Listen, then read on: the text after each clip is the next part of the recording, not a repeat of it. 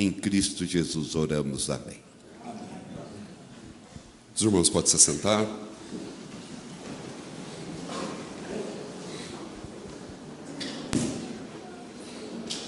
Quero te convidar a abrir a sua Bíblia na primeira carta de Paulo aos Tessalonicenses, no capítulo 5.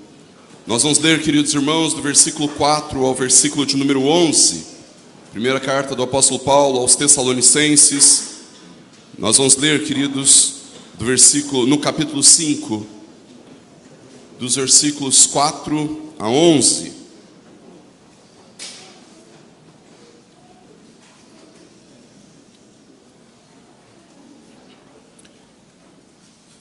Primeira Tessalonicenses, capítulo 5, do versículo 4 ao versículo 11, a palavra do Senhor nos diz assim: Mas vocês, irmãos, não estão em trevas, para que esse dia os apanhe de surpresa como ladrão. Porque vocês todos são filhos da luz e filhos do dia. Nós não somos da noite nem das trevas. Assim, pois, não durmamos como os demais. Pelo contrário, vigiemos e sejamos sóbrios. Ora, os que dormem, é de noite que dormem. E os que se embriagam, é de noite que se embriagam. Nós, porém, que somos do dia, sejamos sóbrios, revestindo-nos da couraça da fé e do amor, e tomando como capacete a esperança da salvação. Porque Deus não nos destinou para a ira, mas para alcançar a salvação mediante o nosso Senhor Jesus Cristo, que morreu por nós, para que, quer vigiemos, quer durmamos, vivamos em união com Ele. Portanto, consolem uns aos outros e edifiquem-se mutuamente, como vocês têm feito até agora. Vamos orar mais uma vez? Deus, em nome de Jesus, nós te louvamos pela tua palavra e pedimos para que agora, neste momento, o Senhor fale aos nossos corações. Que nós sejamos verdadeiramente edificados pelo Senhor, pela tua graça e bondade, e que o nosso coração se alegre, ó Deus, pela verdade, ao vislumbrarmos a glória da tua verdade na tua palavra. Opera, Deus, com graça nas nossas vidas. É o que nós te pedimos em nome e para a glória do Senhor Jesus. Amém. Uma das coisas que mais nos traz crise na vida é esperar. O texto do Salmo 40 que nós lemos começa dizendo: esperei confiantemente pelo Senhor. Mas você vai concordar comigo que nem sempre é essa a nossa esperança, uma esperança confiante. Muitas vezes a nossa esperança é uma esperança impaciente. Muitas vezes a nossa esperança, a nossa espera é uma esperança cheio de medo, cheio de temor, cheio de dúvidas, que às vezes a gente não sabe o que vem logo em seguida, o que vai acontecer, e por isso a esperança acaba sendo consumida no nosso coração pelo medo, pelo temor, pela incredulidade, pela dúvida, e o nosso coração acaba desfalecendo, desanimando, se sentindo constrangido diante de um longo processo de espera. Acontece, queridos, que a esperança faz parte da vida cristã. Todos nós estamos esperando por algo que ainda não se concretizou na sua plenitude.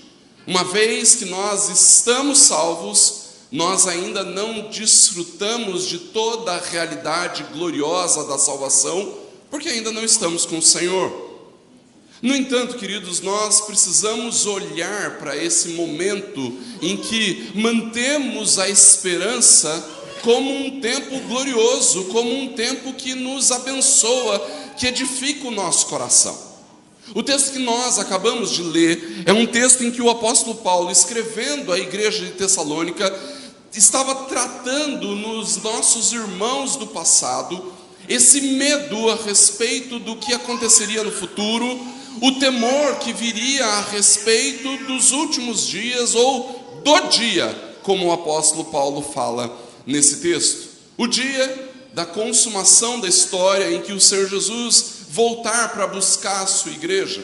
E ainda assim, queridos, mesmo que nós não cheguemos lá, mesmo que nós não estejamos vivos no dia em que o Senhor voltar, a verdade é que nós não precisamos nos desesperar para quando a morte chegar ou para quando Jesus voltar. O início do capítulo 5 mostra que nós não devemos ficar muito ansiosos a respeito do dia em que o Senhor voltar. O início do capítulo 5, o apóstolo Paulo fala assim: olha, irmãos, naquilo que se refere aos tempos e às épocas, não precisa que eu fique escrevendo para vocês.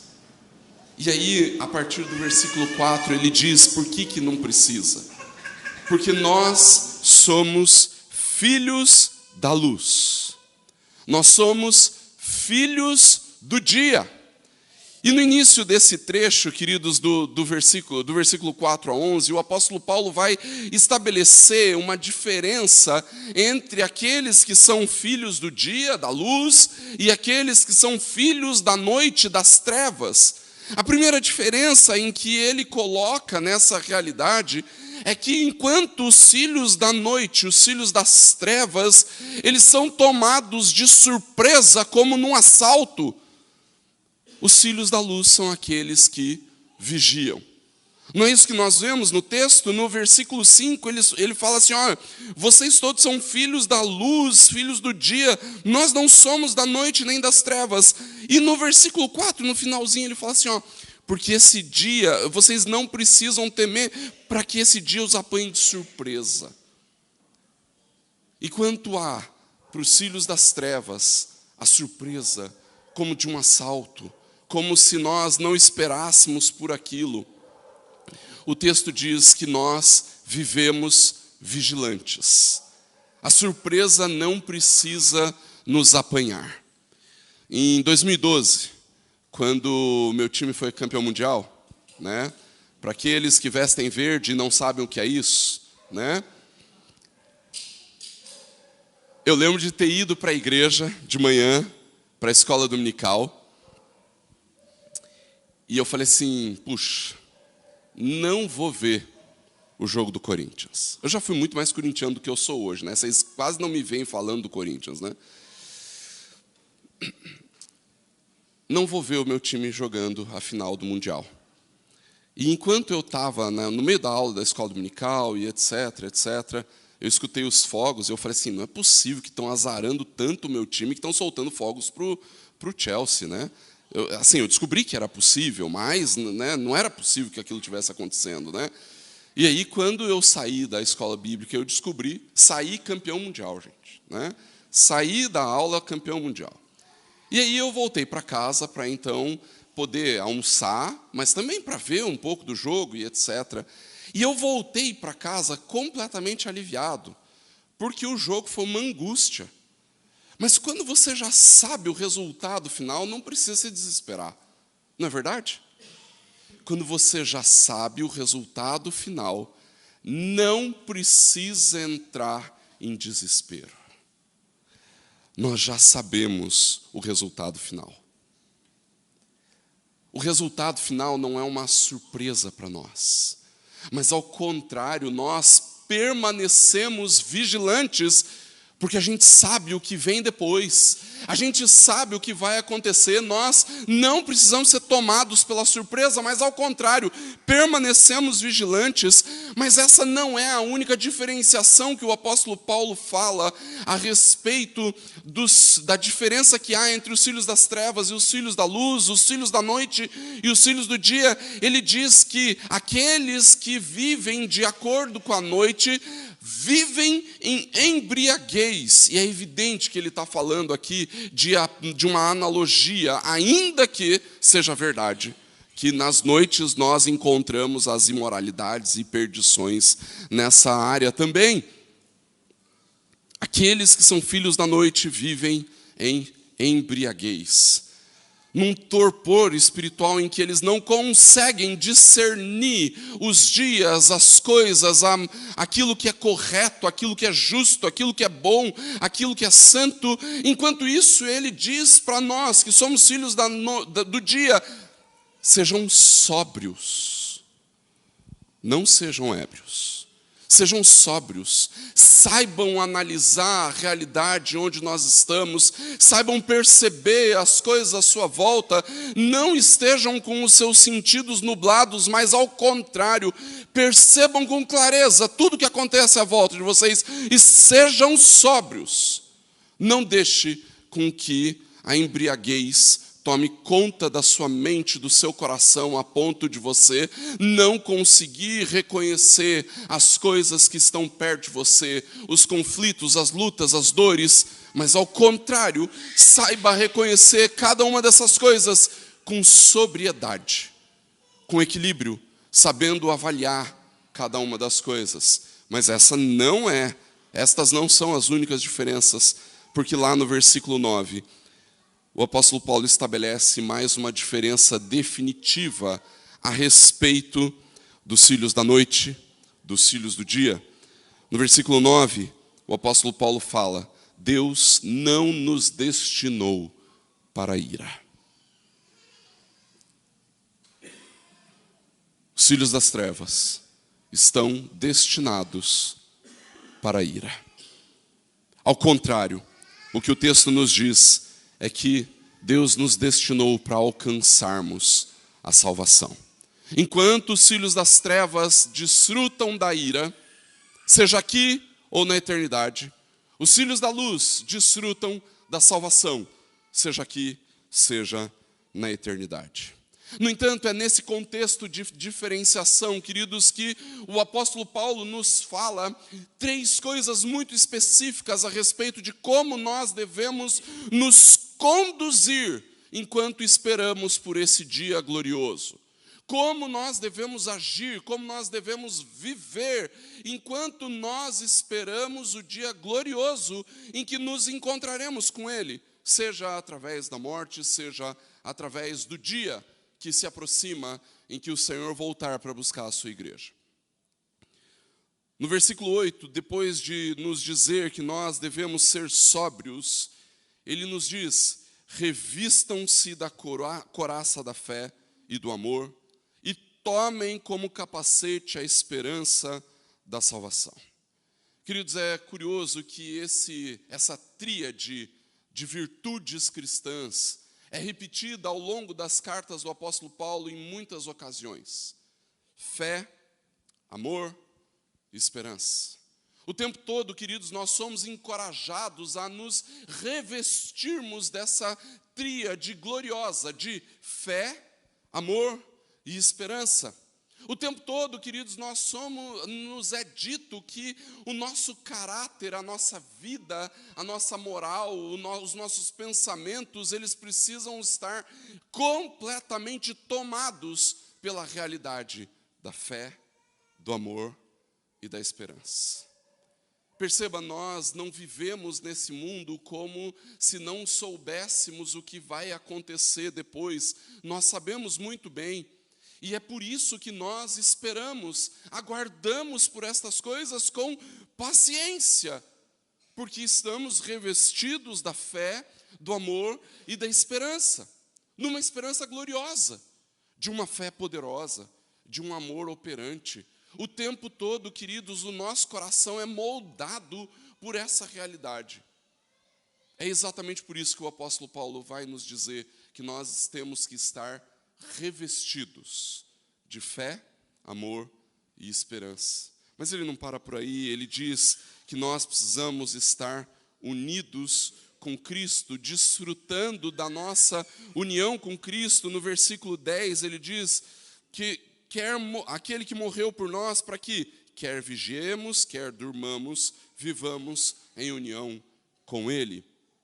Veja, queridos, que o apóstolo Paulo utiliza uma analogia para falar a respeito da morte e da vida, quando ele fala, se vocês estão vivos, ou seja, se vocês ainda estão vigiando, ou vocês que já dormiram, vocês que já morreram. A ideia do apóstolo Paulo para nós é, mesmo em qualquer situação, seja no momento em que Jesus voltar para buscar a sua igreja e estarmos vivos, seja se nós viermos a dormir ou morrer, então, queridos, nós somos chamados para viver em união com Cristo, desfrutando de tudo aquilo que Jesus conquistou na cruz por nós, em nosso favor, como bênçãos espirituais, bênçãos celestiais derramadas sobre as nossas vidas. Nós podemos desfrutar de segurança nas mãos do Senhor, porque estamos unidos com Cristo. Não por causa dos nossos méritos ou boas obras, mas por causa daquilo que Cristo fez em nosso lugar e em nosso favor. Por causa de quem Jesus é, nós desfrutamos de confiança celestial por estarmos unidos a Ele. Mas Ele também diz que todas estas coisas precisam ser instrumento do nosso consolo e edificação. Olha o versículo 11, quando ele diz: portanto, consolem uns aos outros e edifiquem-se mutuamente, como vocês têm feito até agora. O que Paulo está nos dizendo é que o tempo todo, queridos, a realidade que nós somos chamados a viver como filhos do dia, filhos da luz, é uma realidade de edificação e consolos mútuos. Nós somos chamados para consolarmos-nos uns aos outros, para edificarmos uns aos outros, e nessa realidade de fé, de amor, de esperança, nessa realidade de união com Ele, então, queridos, nós podemos sim esperar pelo dia, não tomados de surpresa como um assalto, mas esperando o fim, esperando o fim. Você já reparou que normalmente nós só esperamos o fim daquilo que é ruim demais? Você quer ver um exemplo? Sexta-feira, às 16h, demora mais para chegar às 6 do que demorou a semana inteira. Você já reparou isso? Aquelas últimas 2 horinhas, 1 horinha de trabalho, parece que durou mais tempo do que a semana inteira de trabalho. A gente espera o fim, porque trabalhar cansa. Filme ruim. Você entra no cinema e você começa a assistir o filme. Ontem a Mariana estava assistindo o filme, e aí eu passei pela sala e vi o finalzinho com ela. Eu falei assim: nossa, só de ver o final já deu para perceber que o filme era horrível. E ela começou a dar risada. Filme ruim, a gente espera chegar ao fim, acaba, pelo amor de Deus, não é uma sensação assim, né? A gente só espera pelo fim daquilo que é ruim.